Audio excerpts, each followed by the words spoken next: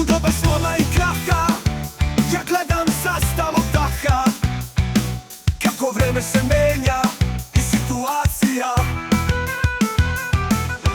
Slobodno se savi i vrini u visinu, uz vetar što granje lomi Terzić dolazi. Uz zvuk aviona i mu bolesne bake, uz adrenalin i vino Terzić dolazi.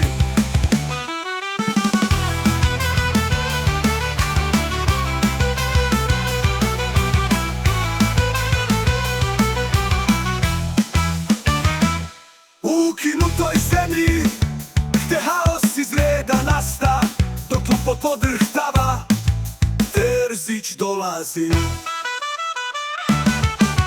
Neko se menja, neko zaostaje, neko je spreman, a neko ne, dok niko trenutno ni svestan nije. Terzić dolazi. Terzić je grom iz vedra neba, onog što žeć zauvek gasi. Terzić je guru i polugro, Terzić dolazi.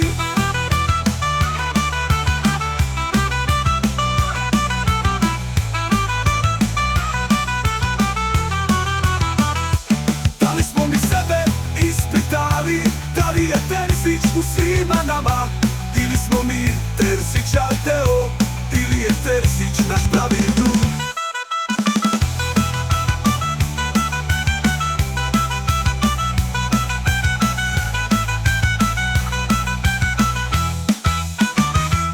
Ima li svako u sebi Terzića i da li svako Terzića sanja? Da li je Terzić sudbina naša ili Terzić ima puno da kaže?